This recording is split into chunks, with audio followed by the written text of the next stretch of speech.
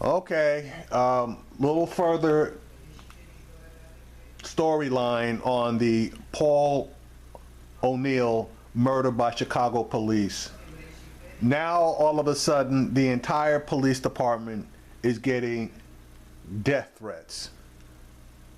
Every time something goes down, we always hear about these quote-unquote death threats that are being made against whatever police department is involved in these murders or shootings or killings.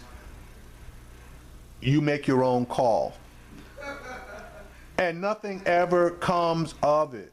Now, I don't want to hear anything about the Baton Rouge killings by the black guy. There weren't any emails threatening the Baton Rouge Police Department, okay? I don't want to hear anything about the Dallas assassinations, if you can call it that, or ambush, because there weren't any emails regarding those either, okay? So I'm just wondering why, with all the technology that we have, that they don't run down all of these quote-unquote death threats. You know, they could trace phones, they could trace emails, they can trace text messages, they can trace all of that crap. And there's nobody that can tell me that they can't. So if they can do all that, they should be snatching up guys for making threats against the police. Because now in several states, including Louisiana, and I believe Detroit, Michigan, they have, and Maryland, forgot about Maryland, they have started snatching people up and arresting them for making death threats against police. So, Chicago, I'm not really feeling you as far as these quote-unquote death threats against all police in Chicago. Anyway, Fox did a pretty smart thing in this particular interview. Instead of having both protagonists on at the same time, the attorney for the O'Neill family and the head of the Policemen's Benevolence Association for Illinois on, they had them on one at a time, because the I believe the attorney would have ate the Police Benevolence Association president. I believe he would have ate him for lunch. So anyway, here we go with this particular story. New concerns tonight about a story the Kelly File brought you on Tuesday night, as we are now learning that the police-involved shooting in Chicago has reportedly inspired threats against the city's entire police department.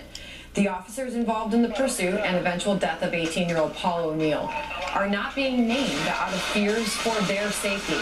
And the concerns over this case are inspiring growing questions about whether these threats are based on the facts of O'Neill's death or the interpretations of a select few. Michael Oppenheimer is a civil rights attorney now representing the family of Paul O'Neill.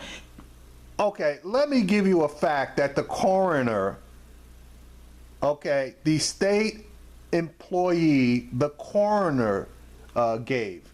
He said that that young man was shot in the back. That is a fact. That is not an interpretation. Another fact is that young man did not have a gun. The police have said that. That is a fact, not an interpretation. Therefore, no gun, shot in the back, that's illegal. Michael, what do you make of the reports of these threats for the entire police department as a result of what happened? So I have heard these reports. I think, first of all, no one, not the O'Neill family, not me, no one wants police officers to be injured or hurt. There have been way too many this year alone. They have a very, very tough job, and they lay their lives on the line every day for the community. However, I think that these reports are a distraction.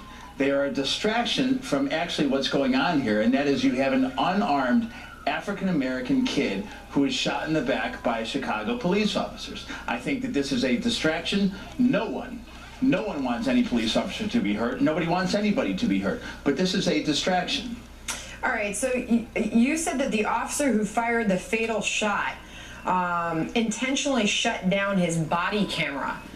Well, how do you know that when no camera actually captured that happening? I mean, we know that there was 9 different cameras that you have seen the video of, 5 attached to the dashboard of police cruisers and 4 attached to the officers themselves. Okay, nobody knows that, but what we do know is that there is body cam footage from the officer who shot that boy prior to him shooting that boy, and we know that there is body cam footage after everything went down. What we don't have is the body cam footage of the time where he actually shot the boy, and that's where the idea of him shutting that camera down comes from. Footage prior to and footage after. So either that camera was glitzy at a most inopportune time, or the guy shut it down. And I'm going for the second. The guy shut it down. Cops shut down their body cams all the time when they're about to do some dastardly bullshit. Well, but none of them captured the actual fatal shot.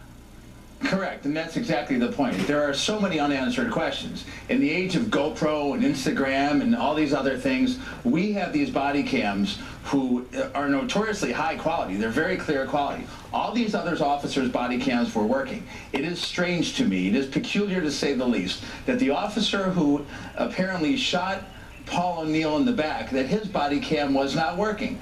To say that it wasn't working or we don't have it is insane to me. Right. How is it not working? How is it not turned on? And one other question for you, but we have to move on. But sure. the not naming of the police officers involved, how is the family reacting to that? Well, look, we filed the federal civil rights lawsuit in federal court. We don't know the names of the officers yet because they have not been released to us. Eventually, those officers' names will be out as part of a public lawsuit. All right. All right. Thank you for joining us tonight. Sure. All right. Joining me now with reaction to that is Dean Angelo Sr., president of the Chicago Fraternal Order of Police. Your reaction to our discussion there with the family's attorney? Well, it just feeds the frenzy again, making statements like the individual officer purposely turned his camera off when that's completely inaccurate. Wait, so how do you know that the guy didn't turn his camera off? You can't say that's inaccurate. You can say you don't believe he did it, but you can't say it's inaccurate. That's bullshit. The officer's camera would have been on, then shut off, and then it was turned back on later on in the throughout that event. Okay, and that's what I was referring to earlier. There is body cam footage from that officer's body cam prior to the incident where the body cam was working, and there is body cam footage after the incident is over. So, but there's no body cam footage of the shooting. That officer turned that damn camera off, and then he turned it back on later on. And you will not be able to convince me otherwise unless they pull his camera and will substantiate the fact that the camera would go on or could go on or did go on and off by itself.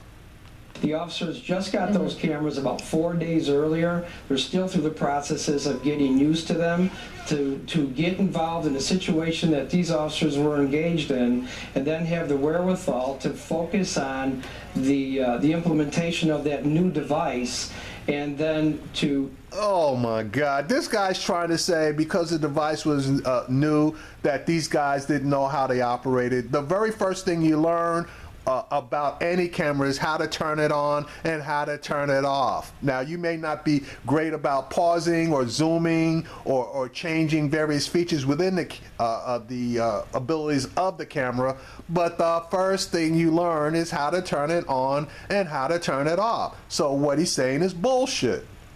to think that it was a conspiratorial type of a disconnection that the officer went through to... No, he was covering his ass because he had in mind shooting this kid. And that's what I honestly believe, especially since he shot him in the back. Not capture that is, again, Well, what is your interpretation of the video that you have seen? Because I assume you've seen all of it. Yes, I've seen the videos. I've seen an incident that occurred over a matter of seconds. I've seen officers that are involved in a vehicle pursuit that get out of a vehicle, their vehicle, put themselves in harm's way when the car comes crashing down through the two parked vehicles towards an officer. He's able to get out of the way, the gunfire starts, and then the officers start their foot.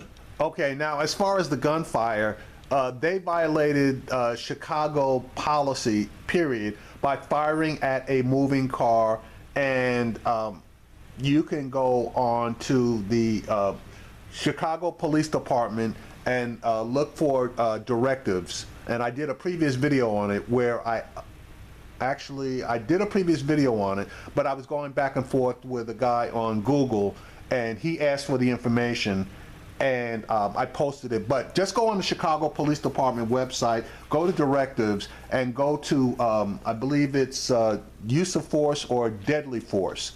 And you will see the prohibitions on the use of deadly force. And one of them is firing at a moving car if that is the only thing that can be considered deadly, or use of deadly force by someone that they're pursuing. They can't shoot at a guy in a car if he is basically just using the car and they're considering the car as a weapon. Pursuit shortly after the car hits head on. So we've all seen, the incident play out in video, but the mindset of the individual officers that are there is what's being brushed over. To think that someone is particularly or participating in an event to cover up and not capture his confrontation with the young guy as he's running through the yards. This young 18-year-old man.